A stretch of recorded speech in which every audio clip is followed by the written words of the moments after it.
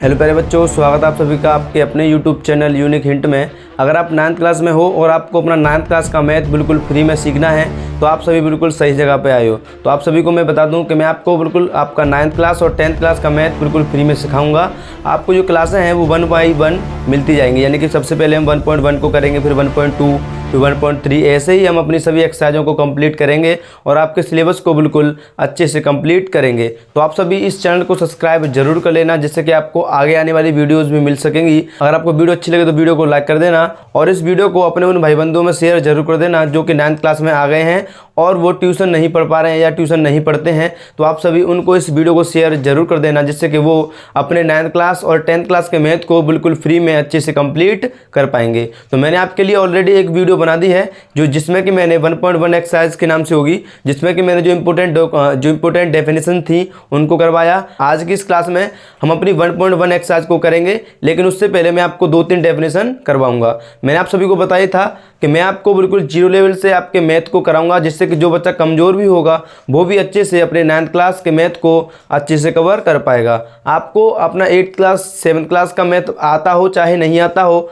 आप फिर भी अच्छे से अपने 9th क्लास के मैथ को कंप्लीट कर पाओगे और इसी प्रकार से आप अपने 10th क्लास के मैथ को भी कंप्लीट कर पाओगे। तो आप सभी इस चैनल को सब्सक्राइब जरूर कर लेना। चलो तो अपनी वीडियो को अब हम स्टार्ट करते हैं। तो हमारी ये 3 डेफिनेशन है, इनको हम देखते हैं सब, उसके बाद में हम अपनी एक्सरसाइज को स्टार्ट करेंगे और आज की इस क्लास में ही हम अपनी उस एक्सरसाइज को बिल्कुल जीरो लेवल से अच्छे से कंप्लीट कर लेंगे। तो आप सभी अच्छे से देखते रहिए। तो हमारी जो पहली डेफिनेशन है वो क्या है? परमेय संख्या। क्या है? परमेय संख्या, यानी कि जो परमेय संख्या होती है उसे हम क्या बोलते हैं? यानी कि पहली बात तो परमेय संख्या को हम इंग्लिश में बोलते हैं रेशनल नंबर। क्या बोलते हैं? परमेय संख्या को हम इंग्लिश में बोलते हैं रेशनल नंबर। तो आप सभी को सबसे पहले तो यही पता होना चाहिए कि परमेय संख्या को इंग्लिश में हम क्या बोलते हैं। अब बात करते हैं इसकी डेफिनेशन की, यानी कि डेफिनेशन इसको हम इसकी जो परिभाषा होती है वो क्या होती है। तो आप सभी को मैं बता दूं, आप सभी को अच्छे से अभी से हिंदी और इंग्लिश सीखना है, क्योंकि आपको एग्जाम में आप 10th क्लास में आओगे तो वहाँ पर भी आपको अगर हिंदी लिखना ही नहीं आएगा तो आप क्वेश्चनों को याद कैसे करोगे। इसलिए आपको क्या करना है, मैं जो डेफिनेशन है उसको बोलूँगा और आपको उसको अच्छे से लिखना है। तो आप सभी अच्छे से डेफिनेशन को लिखो। तो क्या डेफिनेशन है इसकी? वे संख्याएं जिन्हें हम P/Q के रूप में लिख सकते हैं, वे संख्याएं जिन्हें हम P/Q के रूप में लिख सकते हैं परमेय संख्या कहलाती हैं। क्या कहलाती हैं? परमेय संख्या, यानी कि ऐसी संख्याएं जिन्हें हम P/Q के रूप में लिख पाएंगे। जैसे मान लो P/Q का मतलब यहाँ पे होता है P, ऐसे होगा P और ये होगा Q, यानी छोटी p और छोटा q। यानी कि वे संख्याएं जिन्हें हम P/Q के रूप में लिख सकते हैं उन्हें हम क्या बोलते हैं? परमेय संख्या कहते हैं, यानी कि रेशनल नंबर कहते हैं। ये बात लग गई। इसके बाद लिखो आगे, यहाँ कहते हैं कि बाद में लिखना, यहाँ P, Q, यहाँ P, लिखे ऐसे लिख लो, यहाँ P और Q पूर्णांक है। यहाँ P और Q पूर्णांक है, यहाँ P और Q पूर्णांक हैं, परंतु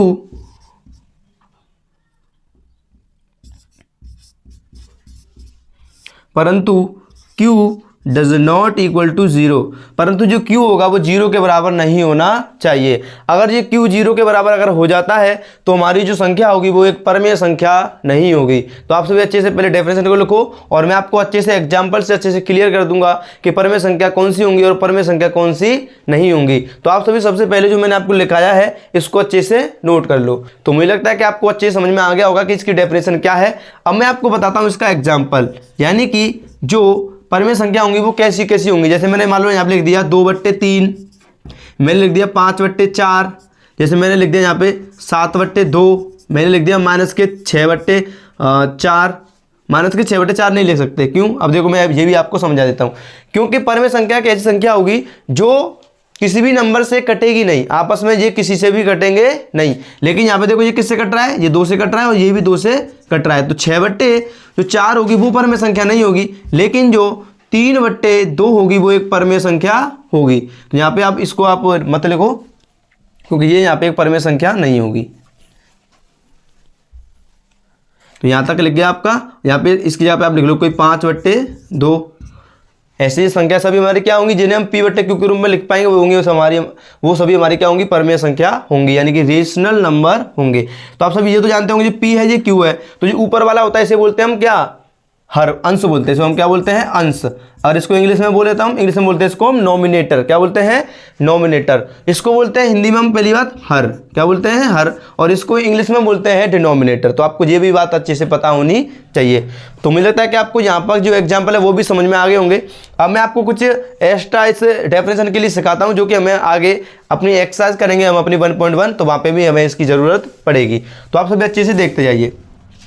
जैसे कि मैंने आपके सामने भी बोला था कि अगर हम Q को 0 कर दें, जैसे मान लो ऊपर तो हमारा 2 है और जो G तो हो गया P, और Q की जगह पे मान लो क्या आ गया, 0 आ गया। क्या आ गया, 0। तो अगर हम 0 से भाग देंगे 2 में तो इसका कोई आंसर निकलेगा ही नहीं। तो ये हो जाएगा हमारा अपरिभाषित। क्या होगा, अपरिभाषित।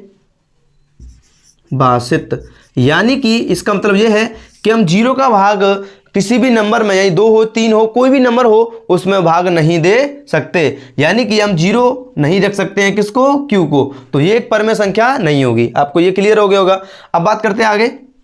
जैसे कि मैंने मान लो 0 लिख दिया, आपके एग्जाम में जो 1 नंबर का क्वेश्चन आता है 9th या 10th क्लास में, वहां पर वो बोल देगा कि बताओ क्या 0 एक परमेय संख्या है। मैंने यहाँ पे बोला कि अगर ये Q 0 होगा तब तो ये परमेय संख्या नहीं होगी।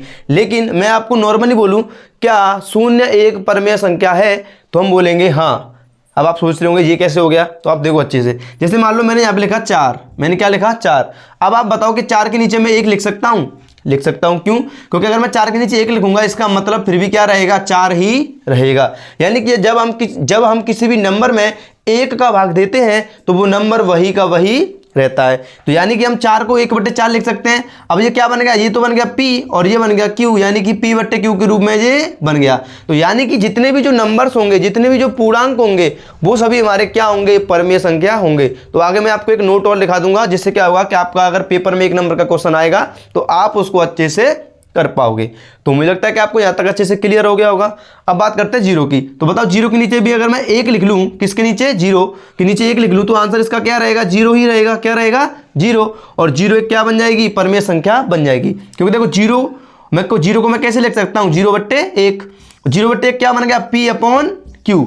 मैंने एक बात बोली थी यहाँ पे कि Q 0 नहीं होना चाहिए, P 0 हो सकता हो या ना हो, हमें इससे कोई फर्क नहीं पड़ता है। लेकिन जो Q है वो 0 नहीं होना चाहिए। तो यहाँ पे हमारा अच्छे से क्लियर हो गया कि जो 0 होगा वो तो एक परमेय संख्या होगी, लेकिन अगर हम 0 से किसी भी नंबर में भाग दें तो वो एक परमेय संख्या नहीं होगी। तो मुझे लगता है कि आपको अच्छे से समझ में आ गया होगा। अब मैं आपको एक नोट पॉइंट लिखाता हूं जो कि आप सभी के लिए बहुत ही ज़्यादा इंपॉर्टेंट है। आप सभी इसको अच्छे से नोट कर लो, जिससे कि आपको एक्स्ट्रा ज़्यादा दिमाग नहीं लगाना पड़ेगा।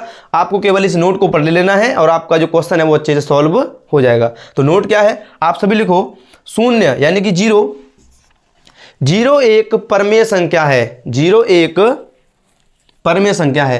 तो अब आप सभी अच्छे से लिख लो, 0 एक परमेय संख्या है। तो 0 क्या होती है, एक परमेय संख्या होती है। इसके बाद आप सभी ने अच्छे से लिख लिया होगा, ये 0 एक क्या होती है, परमेय संख्या होती है।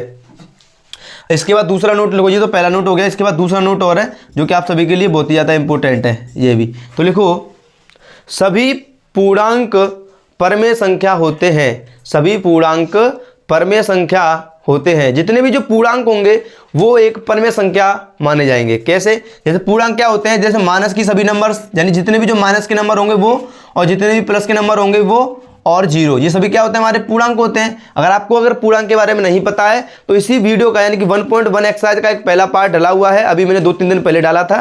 तो आप सभी उस वीडियो को जाके जरूर देखना, क्योंकि मैंने उस वीडियो में प्राकृतिक संख्या, पूर्ण संख्या और जो पूर्णांक होता है उसी के बारे में अच्छे से सिखाया है। तो आप सभी उस वीडियो को जाके जरूर देखना, जिससे कि आप अच्छे से इन डेफिनेशनों को भी अच्छे से समझ पाओगे और अपनी 1.1 1.2 यानी कि इस पूरे चैप्टर को अच्छे से कंप्लीट कर पाओगे। तो ये सभी पूर्णांक क्यों होंगे, मैं आपको ये भी तो, ये सभी परमेय संख्या क्यों होंगे उसका कारण क्या है। आप सभी देखो, मैंने लिया यहाँ पे माइनस का 7। आप बताओ क्या माइनस के 7 के नीचे मैं 1 लिख सकता हूँ, लिख सकता हूँ, क्योंकि माइनस के 7 के नीचे अगर मैं 1 लिखूंगा तो फिर भी ये क्या रहेगा, हमारा 7 का 7 ही रहेगा, यानी कि माइनस का 7 का 7 रहेगा। तो ये क्या होगा, बी हो गया P और ये हो गया Q, यानी कि ये P/Q के रूप में लिख गया। अगर ये P/Q के रूप में लिख गया तो ये हमारी क्या बन गई, एक परमेय संख्या बन गई। यानी कि हम किसी भी नंबर के नीचे, यानी माइनस का नंबर हो चाहे प्लस का नंबर हो चाहे 0 हो, उसके नीचे हम क्या लिख सकते हैं, 1 लिख सकते हैं। 1 लिखने से हमारा ये बन जाएगा Q, और Q बनने से हमारी एक परमेय संख्या तैयार हो जाएगी, यानी कि P/Q के रूप में उसे हम लिख पाएंगे। तो मुझे लगता है कि आपको ये भी अच्छे से डाउट क्लियर हो गया होगा। तो मैंने जो नोट पॉइंट बोला था आप उसको दोबारा से लिखो। क्या बोला था था मैंने कि सभी पूर्णांक परमेय संख्या होते हैं, सभी पूर्णांक परमेय संख्या होते हैं। तो मैं आपको बहुत ही अच्छे से समझा रहा हूँ। मैंने आपको बोला है कि मैं आपको बिल्कुल जीरो लेवल से, आपको जो बच्चा मैथ में बहुत ज़्यादा कमज़ोर होगा वो भी अच्छे से अपने मैथ को स्ट्रॉन्ग कर पाएगा, क्योंकि मेरा टारगेट है कि जो बच्चा पढ़ना नहीं जानता है वो भी अच्छे से अपने मैथ को कंप्लीट कर पाए और अपने बोर्ड एग्जाम में अच्छे से नंबर लेके आ पाए। ठीक है, तो आप मैथ की जिम्मेदारी मेरे ऊपर छोड़ दो, आपको मैथ को कहीं भी एक्स्ट्रा पढ़ने की जरूरत नहीं पड़ने दूंगा मैं। आप सभी बस मेरी इन वीडियोस को देखते रहिए और आप अच्छे से अपने मैथ को स्ट्रॉन्ग कर पाओगे। मैं आपको एक बात और बता दूं, यहाँ पे आप क्या करो, मेरा कॉन्टैक्ट नंबर लिख लो, आप मेरे पे एक मिस कॉल देना, जिससे क्या करेंगे, मैं क्या करूँगा, आप मेरे को एक मैसेज करना, मैसेज से मैं आपको एक ग्रुप बनाऊंगा आप सभी के लिए 10th क्लास और 9th क्लास का, उसमें आपको मैं ऐड कर दूंगा, जिससे क्या होगा कि कोई क्वेश्चन होगा, कोई एक्स्ट्रा क्वेश्चन आएगा तो उसको मैं वहाँ पे आपके लिए भेजूंगा और आपको कोई डाउट होगा तो आप भी वहाँ पे मेरे को पूछ पाओगे। तो आप सभी लिख लो इसको, जो होता है 89, मेरा जो कॉन्टैक्ट नंबर है, इस पर आपको कॉल नहीं करना, केवल मिस कॉल देना या फिर आप यहाँ पे इस पर मैसेज करना 8923981896। ठीक है, तो आप सभी इसको लिख लेना।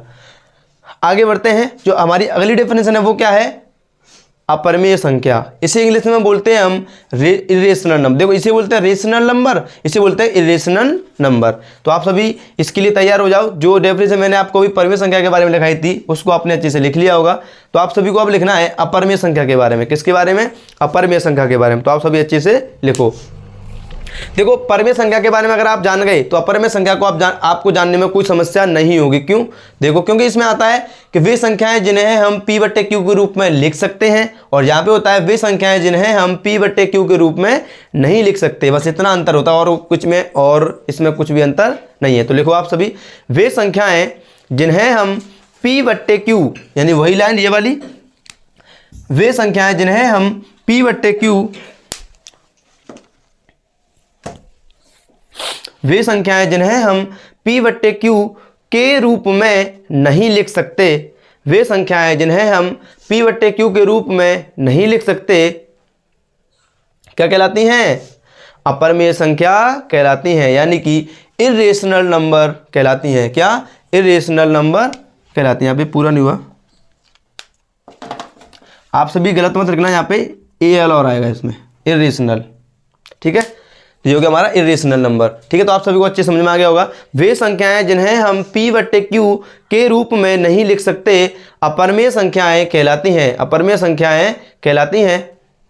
बस इतना ही लिख लो। इसमें भी जो P और Q होगा वो क्या होगा, पूर्णांक होगा, और Q does not equal to 0 होगा। वही सेम वाली आगे वाली लाइन है, आप उसको भी लिख लो। यहाँ P और Q पूर्णांक हैं, यहाँ P और Q पूर्णांक हैं, परंतु Q does not equal to 0, परंतु Q does not equal to 0। वैसे यहाँ पे हमें Q की आवश्यकता पड़ती नहीं है, अपरिमेय संख्या में हमें Q की आवश्यकता नहीं पड़ती है। ठीक है, तो यहाँ पे आपका अच्छे से क्लियर हो गया होगा। अगर आपको अभी इस वीडियो अगर आप आज डेफिनेशन को भी नहीं लिख पाए हो तो आप सभी वीडियो को पीछे करके दोबारा से डेफिनेशन को सुन के अच्छे से लिख सकते हो। और मेरे को कुछ बच्चों का कमेंट आ रहा था कि जो वीडियोस है और उस वीडियो में हमें अच्छा नहीं दिखता, यानी साफ नहीं दिखता है। तो आप सभी उसके लिए क्या करना, जो वीडियो जब आप स्टार्ट करते हो, ऑन करते हो, तो वहाँ पर आपको साइड में कॉर्नर पर एक स्टार सा दिखता है, और उस स्टार पे आप क्लिक करोगे तो वहाँ पे आपकी जो वैल्यू होती है, यानी कि उसकी क्लियरिटी की वैल्यू होती है, आप उसको एडवांस करके बढ़ा सकते हो। यानी कि आप अपने भाई से या अपने पिताजी से बोल के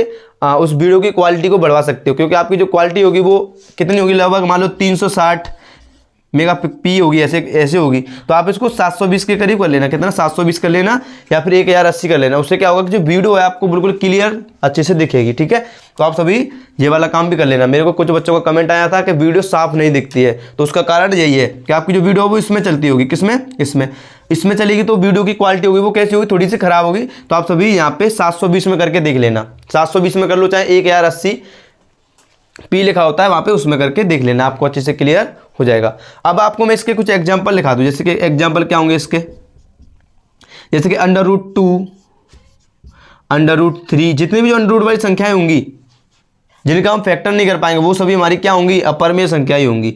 और यहाँ पे मान लो √5, ठीक है, और इसके अलावा होता है पाई। जो पाई भी होता है वो भी एक क्या होता है, अपरिमेय संख्या होती है। यानी कि पाई आपको जब आप 10th क्लास में आओगे आगे तो मेंस्ट्रुएशन चैप्टर होता है, उसमें यहाँ पे पाई का बहुत ज़्यादा यूज होता है, इसे बोलते हैं पाई। क्या बोलते हैं इसको हम? पाई। और जो पाई की वैल्यू होती है वो होती है 22/7। अब यहाँ पे कुछ बच्चों को एक डाउट आ गया होगा कि यहाँ पे पाई तो एक क्या है? अपरिमेय संख्या, और ये क्या है? इसका मान है जो वो क्या है? 22/7। और 22/7 को हम कैसे लिख सकते हैं? P/Q के रूप में। तो P/Q के रूप में लिखेंगे तो ये हमारी परमेय संख्या होनी चाहिए। क्या होनी चाहिए? परमेय संख्या। तो आपका यहाँ पे ये डाउट बिल्कुल अच्छे से क्लियर होगा कि जो पाई होती है वो तो एक अपरिमेय संख्या होती है, लेकिन इसका जो मान होता है 22/7 वो एक क्या होता है? 22/7 क्या होता है? परमेय संख्या होता है। क्या होता है? परमेय संख्या। तो आपको ये वाली बात भी अच्छे से ध्यान रखनी है, क्योंकि जो पाई होती है वो तो एक अपरिमेय संख्या है, लेकिन इसका जो मान है 22/7 वो एक परमेय संख्या है। तो मुझे लगता है कि आपको यहाँ तक अच्छे से क्लियर हो गया होगा। अब हम आगे बढ़ते हैं और हमारी जो अगली डेफिनेशन है वो है वास्तविक संख्या, यानी कि रियल नंबर। तो आप सभी को ये भी डेफिनेशन अच्छे से लिखनी है, ये भी बहुत सरल है। तो ये वाली डेफिनेशन इन दोनों से मिलके बनी हुई है। किनसे? इन दोनों से मिलके बनी हुई है। तो आप सभी अच्छे से लिखिए परमेय संख्या, वास्तविक संख्या के बारे में। वे संख्या है, सॉरी ऐसे मत लिखो, लिखो परमेय तथा अपरमेय संख्या के समूह को, परमेय तथा अपरमेय संख्या के समूह को हम वास्तविक संख्या कहते हैं। परमेय तथा अपरमेय संख्या के समूह को वास्तविक संख्या कहते हैं, यानी कि रियल नंबर्स कहते हैं। यानी जितनी भी जो परमेय संख्या हो और जितनी भी जो अपरमेय संख्या है, अगर हम उनको आपस में मिला दें, उन सभी को इंक्लूड कर लें, जोड़ दें, तो वो सभी संख्याएं हमारी क्या हो? जोड़ने का मतलब ये नहीं कि उनको प्लस कर दो बीच में, यानी कि सभी समूह उनका, उन सभी को एक साथ रखें, तो वो सभी हमारी क्या कहलाएंगी? वास्तविक संख्या कहलाएंगी, यानी कि रियल नंबर्स कहलाएंगी। अगर आप नहीं लिख पाए तो आप सभी दोबारा से लिखो, मैं आपको लिखाऊंगा नहीं बोर्ड पे। अगर मैं लिखाऊंगा तो आप केवल इससे नोट कर लोगे और उससे कोई फायदा नहीं है। तो मैं आपके लिए बोलूंगा, आपको नहीं आ रहा है तो फिर भी आप अच्छे से लिखो। कोई सब समझ में नहीं आ रहा है तो आप सभी मेरे को उसको कमेंट में पूछ लेना, मैं आपको बता दूंगा। लेकिन आपको अपने आप ही लिखना है। आप जितना ज़्यादा अपने आप लिखने की कोशिश करोगे, आपकी हिंदी लिखने की क्षमता और इंग्लिश लिखने की क्षमता वो उतनी ही ज़्यादा अच्छी होती जाएगी। तो एक बार दोबारा से और बोलता हूँ, परमेय तथा अपरमेय संख्याओं के समूह को वास्तविक संख्या कहते हैं, यानी कि रियल नंबर्स कहते हैं। ठीक है, तो इतनी सी है बस। ये इसके एग्जाम्पल की बात करें हम, तो इसके एग्जाम्पल क्या होंगे? मैंने आपको बोला कि परमेय और अपरमेय, तो ये भी सभी आएंगी, ये भी सभी आ जाएंगे इसके अंदर। तो इसमें कौन सी आएंगी? 2/3, 5/4, माइनस के 7/2, √5, √11। यहाँ पे लिख सकते हो आप। पूर्णांक भी तो आएंगे, क्योंकि पूर्णांक भी क्या होते हैं? परमेय संख्या। तो यहाँ पे 9, माइनस का 7, ये सभी भी क्या होंगे? 0 भी लिख लो, 0, ये भी क्या होगी? एक वास्तविक संख्या होगी। डॉट डॉट डॉट करके आगे ऐसे लिख दो। तो ये सभी हमारी वास्तविक संख्या होंगी, यानी परमेय संख्या और जितनी भी जो अपरमेय संख्या है उनको हम ऐड करते हैं, उन सभी को क्या बोलते हैं? हम वास्तविक संख्या कहते हैं। तो मुझे लगता है कि आपको यहाँ तक अच्छे से क्लियर हो गया होगा। अगर आपको फिर भी कोई डाउट आ रहा है तो आप सभी मेरे को कमेंट में जरूर पूछना, और कमेंट में आप सभी मेरे को अपना नाम और आप कौन सी क्लास में हो। यानी कुछ बच्चे क्या है 8th क्लास से हैं, वो भी 9th क्लास का पढ़ते हैं। तो देखो मैं आपको एक बेनिफिट बताता हूँ, अगर आप 8th क्लास में हो और आप अभी से अगर 9th क्लास का पढ़ोगे, तो आप सभी जब 9th क्लास में आओगे तो आपका जो 9th क्लास है वो पूरा कंप्लीट हो चुका होगा। और आपका अगर 9th क्लास कंप्लीट हो जाएगा 8th क्लास में ही, तो आप जब 10th क्लास में आओगे तो वहाँ पे आपका 10th क्लास का जो सिलेबस है वो 9th क्लास में ही कंप्लीट हो जाएगा। जिससे क्या होगा कि आप अपने 10th क्लास के मैथ को 2 से 3 बार कर पाओगे और आप अपने एग्जाम में 100 में से 100 नंबर लेके आओगे, अगर आपने ऐसा कर लिया तो। क्योंकि मैथ में कोई भी एक्स्ट्रा नंबर नहीं करता। अगर आपने क्वेश्चन को सही किया है तो जो क्वेश्चन 4 नंबर का होगा तो आपको 4 नंबर ही मिलेंगे, एक भी कम नंबर नहीं टीचर दे सकता है। तो मैथ में यही फायदा होता है कि अगर आपने कोई क्वेश्चन किया, अगर वो सही है तो आपको पूरे के पूरे नंबर मिलेंगे। लेकिन अदर सब्जेक्ट में जैसे सोशल साइंस हुआ, साइंस हुआ, इसमें क्या होता है कि 4 नंबर का क्वेश्चन है, आपने उसको किया, अगर उसमें थोड़ी सी गलती हो गई तो उसको आप कम लिख पाए तो आपको वो 2 नंबर या 1 नंबर या 3 नंबर देगा। लेकिन मैथ में अगर आपने पूरे क्वेश्चन को सही किया तो आपको पूरे के पूरे नंबर मिलेंगे। ठीक है, तो आप सभी अगर 8th क्लास में भी हैं तो आप सभी जो बच्चे 8th क्लास में हैं वो सभी बच्चे भी अभी से 9th क्लास को पढ़ते जाइए। और मैं आपको जो 9th क्लास में पढ़ रहे हैं उनको बोलूंगा कि इसी चैनल पे आपको 10th क्लास की वीडियोस भी मिलेंगी, क्योंकि मैं आपको 10th क्लास को भी 1.1, 1.2 इसी प्रकार से कंप्लीट पूरे को कराऊंगा। तो आप सभी एक एक वीडियो को देख देख के धीरे धीरे आपको जब टाइम मिले आप सभी 1 घंटा आधा घंटा टेंथ क्लास के लिए भी अगर अभी से निकालोगे तो आपको बहुत ज़्यादा फायदा आगे होने वाला है। तो जो 9th क्लास में है वो 10th क्लास को भी 9th क्लास के साथ कवर करते चलो, यानी कि 10th क्लास की जो वीडियोज आएंगे उनको भी देखते चलो, और जो 8th क्लास में है वो 8th क्लास के मैथ को पढ़ते रहो और अपने 9th क्लास को भी अच्छे से पढ़ते रहो। तो आप सभी को बहुत ज़्यादा बेनिफिट होगा। ठीक है, आप जितना ज़्यादा अच्छे से पढ़ोगे आपके बोर्ड एग्जाम में उतने ही अच्छे से नंबर आएंगे। तो यहाँ तक हमने अपनी डेफिनेशन है उनको अच्छे से कंप्लीट कर लिया है। मैंने आपको बिल्कुल धीरे धीरे से बहुत ही आसान तरीके से सभी डेफिनेशन जो बताई हैं। अब हम अपनी एक्सरसाइज को स्टार्ट करेंगे। तो आप सभी ने जिन्होंने अभी तक इसको नोट नहीं किया वो नोट कर लो। अब हम अपनी 1.1 एक्सरसाइज को अभी कंप्लीट करेंगे। तो आप सभी इस वीडियो में लास्ट तक बने रहना। अगर आपको वीडियो अच्छी लग रही है तो वीडियो को लाइक कर देना, और मेरी इस मेहनत के लिए आप सभी इस वीडियो को लाइक भी कर सकते हो, क्योंकि इस कमरे में बहुत गर्मी है और मेरे को पसीना भी आ रहा है, लेकिन मैं आप सभी के लिए फिर भी वीडियो बना रहा हूँ। तो आप सभी वीडियो को लाइक कर देना। और आपको अपना 9th 10th क्लास का मैथ अच्छे से कंप्लीट करना है, मैथ में अच्छे से नंबर लेके आने हैं, तो चैनल को सब्सक्राइब भी जरूर कर लेना। तो अब हम अपने क्वेश्चनों को करते हैं। यानी जो 1.1 एक्सरसाइज है उसमें टोटल ये 4 प्रश्न हैं, हमें इनको सॉल्व करना है। बहुत ही आसान प्रश्न है। पहले प्रश्न को तो आप अपने आप ही कर पाओगे। देखो बहुत आपको देखने में कठिन लग रहा होगा, लेकिन आप इसको भी मैंने जो नोट पॉइंट लिखाया था उसी से ये प्रश्न आया है। तो प्रश्न क्या कह रहा है, देखो अभी तो मैं आपको जो प्रश्न लिखा रहा हूँ, लेकिन बाद में आगे जो हमारी एक्सरसाइज होंगी वहाँ पे मैं आपको इन प्रश्नों को नहीं लिखाऊंगा। तो आपको एक जो नॉर्मल छोटी सी जो 9th क्लास की बुक है सरकारी वाली, ये खरीद लेनी है। यानी कि जो किताब है ये ज़्यादा रुपये की नहीं आएगी। आपको देखो कितने रुपये की है, 48 यानी कि 48 रुपये में ये आपको किताब मिल जाएगी। कितने रुपये में, 48 रुपये में आपको ये किताब मिल जाएगी। आपको हो सकता है कि जो दुकान वाला है आपसे थोड़े बहुत एक्स्ट्रा पैसे ले ले, क्योंकि सरकारी बुक पे वो एक्स्ट्रा कुछ पैसे लेते हैं, 5 या 10 रुपये आपसे वो एक्स्ट्रा लेगा। तो केवल देखो 48 रुपये की किताब है। अगर आप कोई प्राइवेट किताब खरीदोगे तो वही आपकी कम से कम 300 से 350 रुपये की आएगी। तो आप सभी इस किताब को तो बहुत आसान तरीके से खरीद सकते हो, केवल 50 से 60 रुपये में अच्छे से आपको ये मिल जाएगी। तो अब आगे हम अपने प्रश्नों को करते हैं। देखो अगर मैं ऐसा करूँगा तो आपको बहुत ज़्यादा टाइम लगेगा, ठीक है, इसलिए आपके पास किताब होगी तो आप अच्छे से अपने प्रश्नों को किताबों में देख के सीधे आंसर लिख पाओगे और अच्छे से कर पाओगे। ठीक है, तो हमारा जो पहला प्रश्न है वो क्या कह रहा है, वो कह रहा है क्या शून्य एक परमेय संख्या है।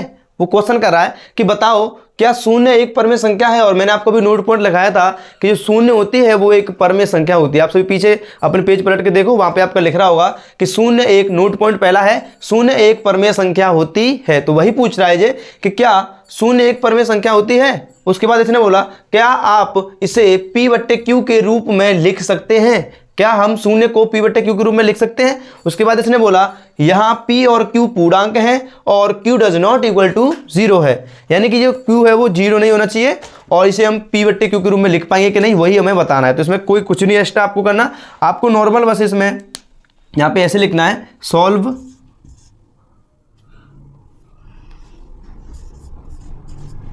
आप ऐसे सॉल्व लिखोगे क्वेश्चन के नीचे, और वहाँ पे आपको लिखना होगा यहाँ पे बस केवल इसमें हाँ और ना में जवाब देना। तो इसको आप लिखोगे पहले तो हाँ, यानी कि हम शून्य, उसने पूछा क्या शून्य एक परमेय संख्या है, तो इसका आंसर हो जाएगा हाँ, यानी कि है। इसके बाद में आगे इसमें क्या लिखेंगे, इसके बाद ऐसे लिखना, आगे अब नीचे लिखना हम इसे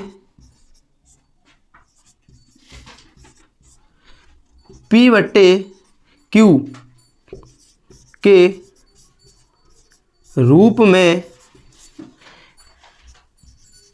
लिख सकते हैं।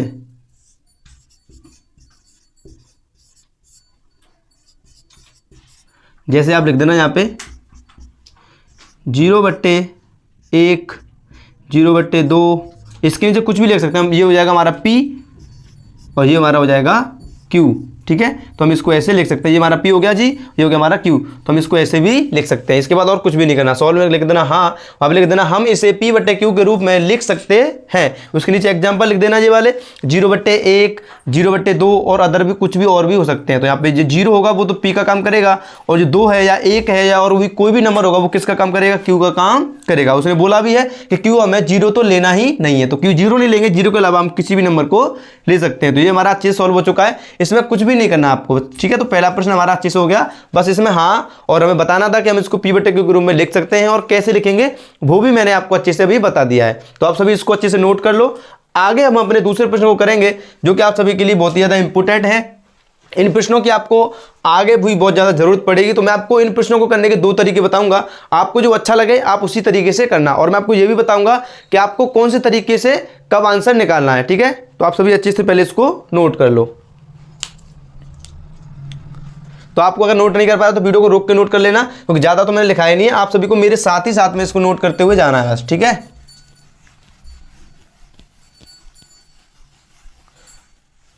अब हम देखते हैं अपने दूसरे वाले प्रश्न को। दूसरा प्रश्न क्या कह रहा है, वो कह रहा है 3 और 4 के बीच, 3 और जो 4 है उसके बीच 6 परमेय संख्या बताओ, यानी कि इसके बीच में 6 परमेय संख्या बतानी है।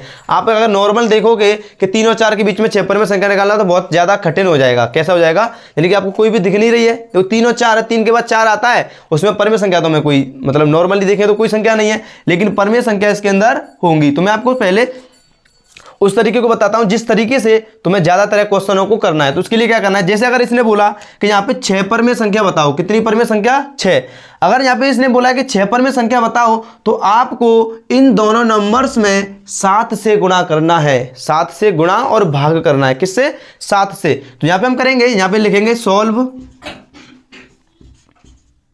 क्वेश्चन नंबर 2 है हमारा, सॉल्व क्या करेंगे इसको, सबसे पहले हम लिखेंगे 3 और 4,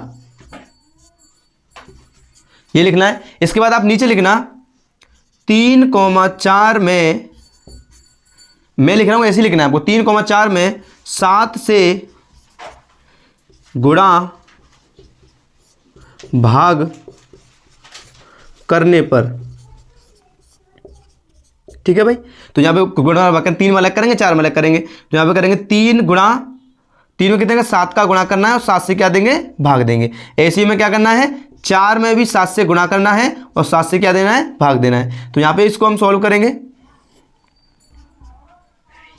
यहाँ पे इसको सॉल्व करेंगे तो ये हमारा कितना हो जाएगा, 21 बट्टे में कितना हो जाएगा, 7, और यहाँ पे भी हमारा ये कितना हो जाएगा, ये हो जाएगा हमारा 28 बट्टे में 7।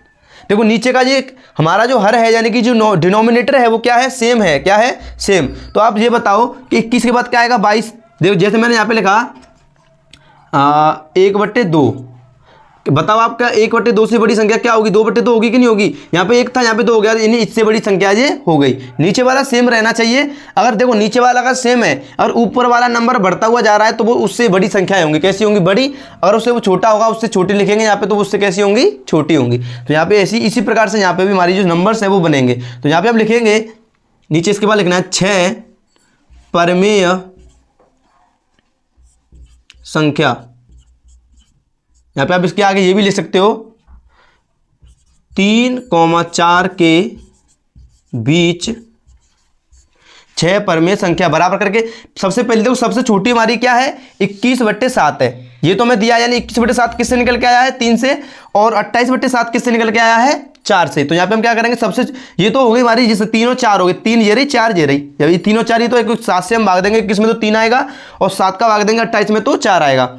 अब हमें इसके बीच में लिखनी है परमेय संख्या, तो सबसे इसके बाद में जो इसके बड़ी होगी वो क्या हो जाएगी, वो होगी हमारी 22 बट्टे में 7। इसके बीच में देखो 21 है, 21 से बड़ी क्या होगी 22, और बट्टे में क्या है 7 ही रहने देना है। इसके बाद इससे बड़ी क्या होगी 23/7, इसके बाद इससे बड़ी होगी 24/7, इसके बाद इससे बड़ी होगी 25/7, और इससे बड़ी होगी 26/7। और हमें उसने केवल 6 पूछी थी, तो हमारी 6 हो चुकी हैं, 1 2 3 4 5, एक और बच्चे अभी दूसरी छठवीं हो जाएगी 27/7। यानी कि हमें ये 6 संख्याएं मिल चुकी हैं जो कि परमेय संख्या भी हैं और 3 और 4 के बीच में भी हैं। अब आप सोच रहे हो 3 और 4 के बीच में तो ये है ही नहीं। अब इसको सॉल्व करो, 7 का भाग देंगे 21 में तो कितना आएगा 3, और 7 का भाग देंगे 28 में तो कितना आएगा 4, और इसी के बीच में हमने ये संख्याएं लिखी हैं। तो ये हमारा इस सवाल का क्या हो जाएगा, आंसर हो जाएगा, जो कि आपका बिल्कुल सही आंसर होगा। तो हमें ऐसे ही इन संख्याओं के बीच में नंबर्स निकालने हैं, जिससे क्या होगा कि आप अच्छे से आपको इसी तरीके से अपने प्रश्न को करना। जब आपको ज़्यादा संख्याएं निकालने के लिए बोले, वो कितनी ज़्यादा संख्याएं निकालने के लिए बोल रहा है, जैसे 5 4 3 और इससे भी ज़्यादा 7 8 पूछ रहा है, तो आपको इसी तरीके से करना है, क्योंकि यही तरीका आसान होगा। अगर मैं आपको भी एक दूसरा तरीका और बताऊंगा, अगर उस तरीके से आप अगर करने के लिए चले 6 संख्या निकालने के लिए परमेय संख्या, तो आपको उसमें बहुत ज़्यादा टाइम लगेगा। इसलिए आपको यही वाला तरीका करना है। मैं आपको एक बार दोबारा से और समझा देता हूँ। तरीका हमारा क्या था, अगर वो 6 संख्या निकालने के लिए बोले परमेय संख्या, तो आपको 7 से गुणा भाग करना है। किससे, 7 से। अगर वो बोलता कि 5 परमेय संख्या निकालो, तो हम किससे गुणा करते, 6 से गुणा करते। अगर वो बोलता कि 4 परमेय संख्या निकालो, तो हम 5 से गुणा करते। यानी कि जितनी जो परमेय संख्या पूछेगा उससे एक नंबर ज़्यादा से हम क्या करेंगे, गुणा और भाग करेंगे। ठीक है, तो यहाँ पे 6 पूछी थी, हमने 7 से गुणा भाग किया, 3 में 7 का गुणा भाग कर लिया, 4 में भी 7 का गुणा भाग कर लिया। उसके बाद में हमने क्या किया, इसको इसके साथ गुणा कर दिया। हमें इसको काटना नहीं है, हमें तो इसको पूरा नंबर बनाना है। तो यहाँ पे हो जाएगा हमारा ये गुणा कर देंगे 3 का 7 में तो 21 और बट्टे में 7, 4 का गुणा कर देंगे इसमें तो जो होगा 28, बट्टे में आएगा 7। यानी कि 21/7 और 28/7 दो हमारी संख्याएं बन चुकी हैं और इनके बीच में हम आराम से परिमेय संख्या निकाल सकते हैं। वो कैसे, देखो यहाँ पे नीचे का जो हमारा हर है यानी कि जो डिनोमिनेटर है वो सेम है और ऊपर वाले नंबर कैसे हैं, अलग अलग है। यहाँ पे 21 है, यहाँ पे 28 है, तो इसके बीच में जितने भी जो नंबर्स होंगे वो सभी हमारे क्या होंगे, इसके बीच में ही तो आएंगे, बीच में आएंगे। तो इसके बाद 21 के बाद आता है 22, 22 के बाद 23, 24, 25, 26, 27 और बट्टे में तो हमारा क्या आएगा, 7 ही आएगा। तो ये सभी हमारे जो नंबर्स हैं वो क्या हो जाएंगे, इसके बीच के नंबर हो जाएंगे। तो आप सभी को अच्छे से इसी तरीके से अपने क्वेश्चनों को करना है। ये वाला प्रश्न आप सभी के लिए बहुत ही ज़्यादा इंपॉर्टेंट है और आपके एग्जाम में आने के इसके बहुत ज़्यादा चांस हैं। तो अगर आपको वीडियो से अच्छे समझ में आ रही है तो आप सभी वीडियो को लाइक जरूर कर दो, मैं आपको बार बार बोल रहा हूँ। और इस वीडियो को अपने उन भाई बंधुओं में शेयर कर दो जो सभी 9th क्लास में आ चुके हैं और उनका जो मैथ है यानी कि जो मैथ में बहुत ज़्यादा कमज़ोर है, मैथ से उन्हें डर लगता है, तो आप सभी उनको इस वीडियो को शेयर जरूर कर देना, जिससे कि वो भी आपके इस छोटे से शेयर से आप उनको शेयर कर दोगे तो उससे क्या होगा, वो अच्छे से अपने मैथ को पूरा कंप्लीट कर पाएंगे। आपको मैं पूरे मैथ को यानी 1.1, 2.2, 3.3 यानी जितनी भी जो एक्सरसाइज होंगी उन सभी को आपको मैं कराने की गारंटी देता हूँ। तो आप सभी चैनल को सब्सक्राइब जरूर कर लेना। ठीक है, तो ये हमारा अच्छे से सवाल आपको समझ में आ गया होगा। अगर आपको फिर भी समझ में नहीं आ रहा है तो आप सभी मेरे को कमेंट में जरूर पूछ सकते हो। ठीक है, तो मैं आपको कमेंट में भी बता दूंगा। ठीक है, अब मैं आपको इसका दूसरा वाला तरीका बताता हूं। ठीक है, दूसरा तरीका इसका क्या है और उस तरीके से आपको इनको कैसे करना है। तो पूरा नहीं बताऊंगा, थोड़ा सा ही मैं आपको इस तरीके को बताऊंगा। तो आप सभी इसको अच्छे से नोट भी कर चुके होंगे।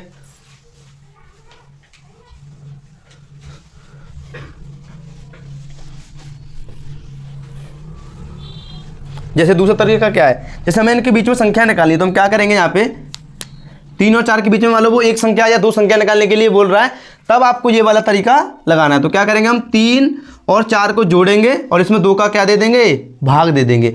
3 और 4 को जोड़ेंगे और 2 का भाग दे देंगे तो हमारी जो पहली परिमेय संख्या निकलेगी इसके बीच में 3 और 4 के बीच में वो निकलेगी 7/2। कितनी निकलेगी, 7/2। अब आप सोच रहे होंगे वहां पे तो कोई 7/2 नहीं थी, तो मैं आप सभी को बता दूं कि 3 और 4 के बीच में इतनी परिमेय संख्या हो सकती हैं जितनी आपने सोची ना होगी, यानी कि बहुत सारी संख्या इसके बीच में हम निकाल सकते हैं। ठीक है, तो 3 और 4 के बीच में अनंत परिमेय संख्या निकल सकती है। अनंत का मतलब बहुत ज्यादा। ठीक है, तो आपको ये नहीं सोचना कि ये अलग आ रहा है। आपको अगर आपको डाउट हो रहा है तो आप किसी दूसरे टीचर से भी, किसी बड़े टीचर से आपको लग रहा है कि हमारे गांव में कोई टीचर है बड़े, तो आप उनको भी पूछ लेना। इसकी जो 3 और 4 है उसके बीच में अनंत, ये तो इसने केवल यहाँ पे बोला 6, अगर जो यहाँ पे 100 परिमेय संख्या निकालने के लिए बोलता ना तब भी हम इसको कर पाते। कैसे, अगर वो बोलता कि 100 परिमेय संख्या बताओ तो हम क्या करते, 101 से गुणा भाग कर लेते और हमारी संख्या हमें मिल जाती। अगर वो बोलता कि 1000 परिमेय संख्या बताओ इसके बीच में, ऐसे पूछेगा नहीं, मैं आपको नॉर्मली बता रहा हूँ कि बोले को 1000 परिमेय संख्या बताओ तो हम क्या करते, 1001 से गुणा भाग कर लेते और हम अपनी 1000 परिमेय संख्या इसके बीच में निकाल सकते हैं। ठीक है, तो आपको ये नहीं सोचना है कि ये अलग आ रहा है, ये अलग से कोई दिक्कत नहीं, ये भी एक हमारी इसके बीच की संख्या है। क्योंकि अगर आप इसको सॉल्व करोगे 2 का भाग 7 में देंगे तो 3.5 आएगा। क्या आएगा, 3.5, और जो 3.5 होगा वो 4 और 3 के बीच में ही आता है। तो ये हमारी एक परिमेय संख्या हो गई। अब हमें दूसरी परिमेय संख्या निकालनी है तो क्या करेंगे, अब एक तो इसको ले लेंगे और एक इसको ले लेंगे। तो यहाँ पे आप क्या करेंगे, 3 + 7/2 और बट्टे में भाग किससे देते हैं, 2 से, तो 2 को हम आगे लिख लेते हैं, यहाँ पे ऐसे लिख लेते हैं 1/2। अभी तो ये भाग में ही तो ऐसे लिख लिया। इसके लिए हमें क्या करना पड़ेगा, ये वाली भिन्न सॉल्व करनी पड़ेगी। तो 1/2 तो बाहर है, इसको सॉल्व करेंगे तो यहाँ पे इसका एलसीएम जो होगा वो 2 आएगा और इसका यहाँ पे हो जाएगा 6 प्लस हो जाएगा 7। इसको सॉल्व करेंगे यहाँ पे हम तो ये हो जाएगा 13 और बट्टे में दोनों का गुणा कर देंगे तो ये होगा 4, यानी कि इसके बीच में दूसरी जो हमारी परिमेय संख्या होगी वो होगी 13/4। तो इस प्रकार से हमें बहुत ज़्यादा टाइम लगेगा और हम परिमेय संख्याओं को निकालेंगे। तो अगर आप सभी इसको नोट कर लेना, ये दूसरा वाला तरीका है हमारा सवाल को करने का। ठीक है, आप इसको भी नोट कर लेना। अगर वो 1 या 2 संख्याएं बोल रहा है तो आपको इसी तरीके से करना है। अगर आपको वो ज़्यादा संख्याएं बोल रहा है तो आप वही तरीका लगाना जो कि मैंने आपको अभी बताया था। जैसे कि 6 पूछ रहा है तो 7 से गुणा भाग करो। जैसे वो पूछ रहा है 8 परिमेय संख्या बताओ तो हम क्या करेंगे, 9 से गुणा भाग करेंगे। और बहुत ही ईजी तरीका है, आप आसान तरीके से इसको कर पाओगे। बस आपको एक बात का ध्यान रखना है कि जो नीचे इसका जो हर होगा, क्या होगा, हर, यानी कि जो डिनोमिनेटर होगा वो क्या होना चाहिए, सेम होना चाहिए दोनों संख्याओं में। यानी यहाँ पे भी 21, यहाँ पे भी 7 आ रहा था नीचे, और यहाँ पे भी इसको सॉल्व करने के बाद नीचे क्या आ रहा था, 7। तो सेम नंबर नीचे आना चाहिए, अगर सेम नहीं होगा तो हमारा आंसर गलत हो जाएगा। तो मुझे लगता है कि आपको अच्छे से क्लियर हो गया होगा। अब हम अपने अगले प्रश्न को करते हैं, जो कि क्या है, हमें बताना है 3/5 और 4/5 के बीच 5 परमेय संख्या बताओ। तो अब 5 बोल रहा है, तो आपको ये वाला तरीका नहीं करना है, इनको जोड़ के और 2 से भाग देंगे तो बहुत ज़्यादा टाइम लगेगा, इसलिए आपको ये वाला तरीका नहीं करना है। आपको जो मैंने अभी पहला वाला तरीका बताया था उसी से करना है। यहाँ पे उसने बोला कि 5 से गुणा भाग करो, तो हम 5 से नहीं करेंगे, हम करेंगे 6 से गुणा भाग। किससे करेंगे, 6 से। तो आप सभी वीडियो में बने रहिए अच्छे से। अब हम अपने अगले प्रश्न को करते हैं, आप सभी अच्छे से देखते जाइए। तुम्हारा जो अगला प्रश्न है वो क्या है, हमें 3/5, 4/5 के बीच में कितनी परमेय संख्या निकालनी है, 5 परमेय संख्याएं निकालनी है। तो हम क्या करेंगे, हम यहां पे लिखेंगे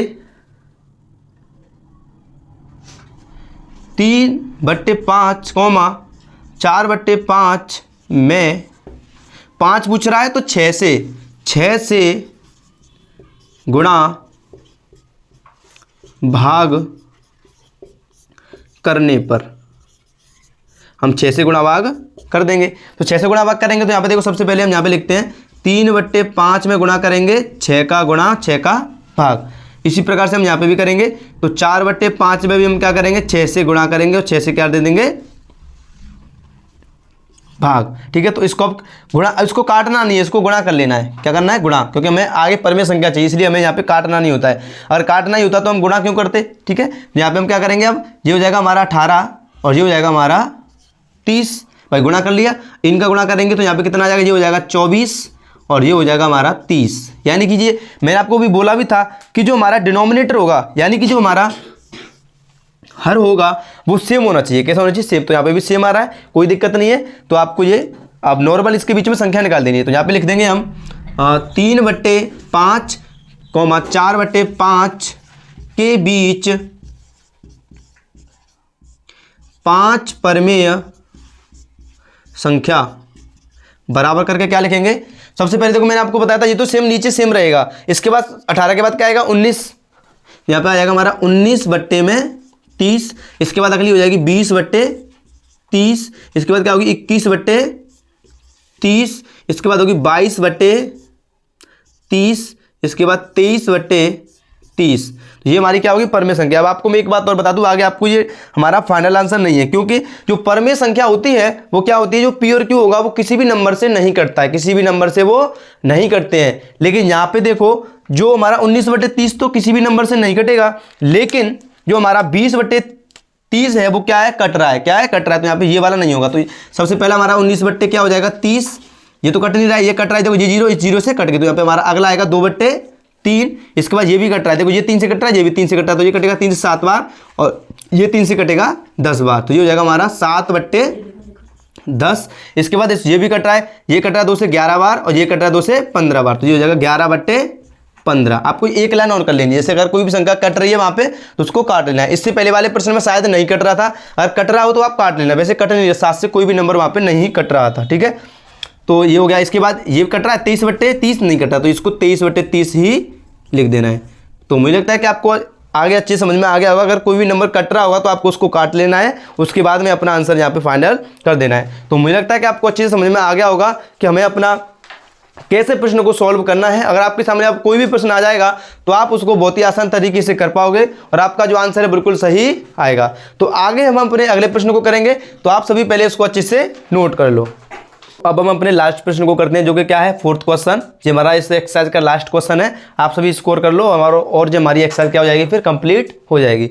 तो हमारा जो अगला प्रश्न है वो क्या कह रहा है, प्रत्येक प्राकृत संख्या एक पूर्ण संख्या होती है। तो इस प्रश्न में हमारे में उसने बोला था कि हमें बताना है, एक बार प्रश्न को देख रहे थे, जो कि मैंने आपके सामने केवल वो लिख दिए हैं, यानी जो प्रश्न में आगे दिए थे। तो उसने बोला था यहाँ पे कि नीचे दिए गए कथन सत्य है या असत्य।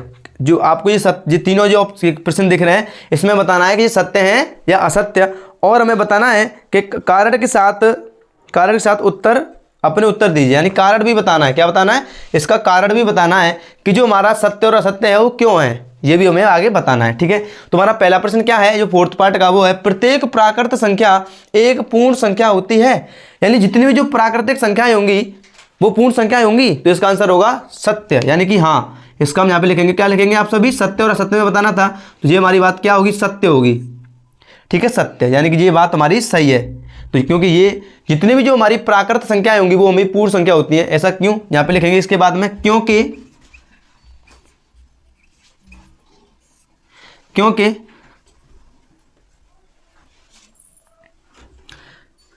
सभी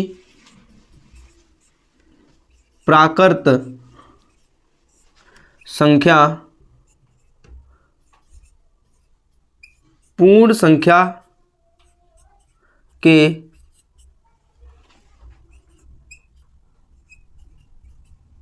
अंदर होती हैं। यानी कि जितनी भी जो हमारी प्राकृतिक संख्याएं होंगी वो पूर्ण संख्या के अंदर ही आती है। क्योंकि आपको ये एक बात मैं बता दूं कि जो हमारी प्राकृतिक संख्या होती है वो एक से लेके कहां तक जाती है? अनंत तक। और जो पूर्ण संख्या होती है वो कहां से स्टार्ट होती है? 0 से लेके अनंत तक। तो इसमें देखो यहाँ पे आप सभी को सीधा सीधा दिख रहा होगा कि इसमें 0 और ऐड हो रहा है, यानी कि 0 इससे और ज्यादा होती है। तो जितनी भी जो हमारी प्राकृतिक संख्याएं होंगी वो पूर्ण संख्या के अंदर आगे नहीं आएंगी। ये पूर्ण संख्या है, इसमें 0 और अलग से है, तो ये इसके अंदर आ जाती है। इसके कहाँ होती है? इसके अंदर होती है। ये हो गया। आपको कोई टीचर अलग भी लिखा सकता है, लेकिन मैंने आपको एक नॉर्मल सा तरीका बताया है जो कि बिल्कुल सही है। इसके बाद हमारा अगला प्रश्न क्या कह रहा है? वो कह रहा है प्रत्येक पूर्णांक एक पूर्ण संख्या होती है। यानी जो प्रत्येक पूर्णांक होगा क्या वो एक पूर्ण संख्या हो सकता है या नहीं हो सकता है? तो इसका आंसर होगा असत्य। आप यहाँ पे लिखेंगे असत्य। अब हमें अपना कारण भी बताना है, तो आप कारण सुनो, इससे क्या होगा तुम्हें अच्छे से समझ में ये आ जाएगा। तो आप सभी पहले इसको अच्छे से नोट कर लो, यहाँ पे लिख लेते हैं इसको। चलो, इसका कारण क्या है? प्रत्येक पूर्णांक एक पूर्ण संख्या हो सकती है, तो इसका आंसर होगा सत्य। क्यों? ऐसा क्यों? यानी कि ये पूर्ण संख्या क्यों नहीं हो सकता है? तो यहाँ पे लिखेंगे क्योंकि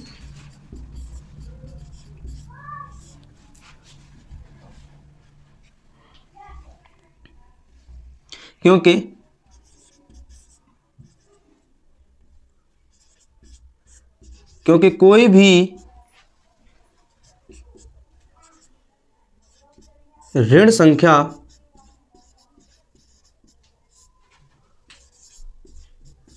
पूर्ण संख्या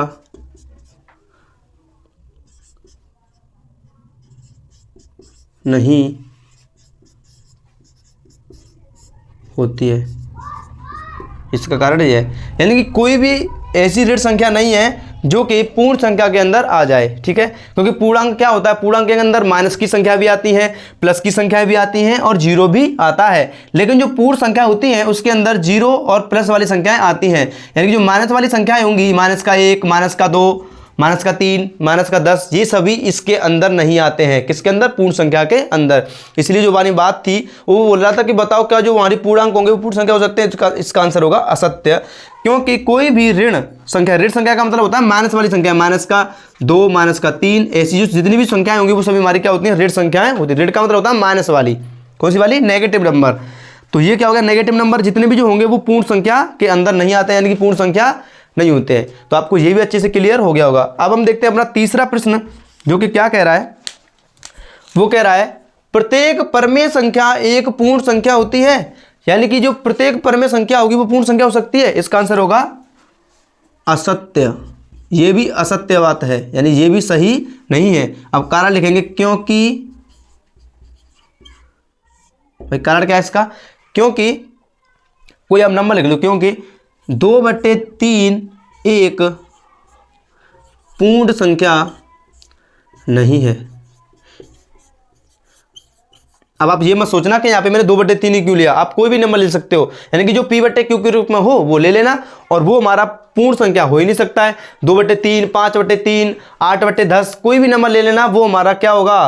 पूर्ण संख्या नहीं होगा, क्योंकि 2/3 एक पूर्ण संख्या नहीं होती है। तो हमारे सभी प्रश्न अच्छे से हो चुके हैं। मैंने आपको डेफिनेशन भी करवा दी है और मैंने आपको अपनी 1.1 एक्सरसाइज को बिल्कुल अच्छे से समझा भी दिया है। तो अगर आपको वीडियो अच्छी लगी है, अगर आपको इस वीडियो से कुछ भी सीखने को मिला है तो आप सभी इस वीडियो को लाइक जरूर कर देना और मेरी इस मेहनत के लिए आप वीडियो को लाइक जरूर करना। देखो मैं आपके लिए वीडियो बना रहा हूँ, अपने इतने मार्कर भी खर्च कर रहा हूँ, मैंने आपके लिए बोर्ड भी बनवाया है। तो आप सभी वीडियो को लाइक कर देना और इस चैनल को सब्सक्राइब भी जरूर कर लेना, ठीक है।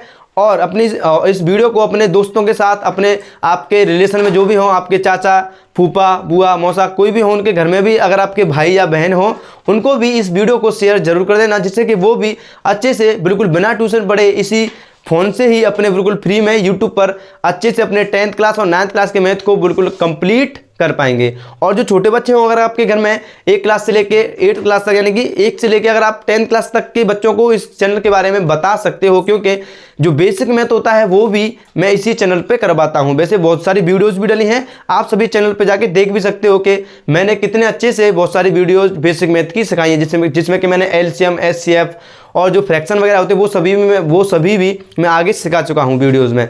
तो आप सभी से मेरी रिक्वेस्ट है कि आप सभी वीडियो को शेयर जरूर कर देना, इस वीडियो को लाइक भी कर देना और इस चैनल को सब्सक्राइब भी जरूर कर लेना, जिससे कि आपको आगे आने वाली वीडियोस भी मिल सकेंगी। चलो तो इसके बाद मिलेंगे हम अपनी अगली वीडियो में, तब तक सभी को जय हिंद, वंदे मातरम।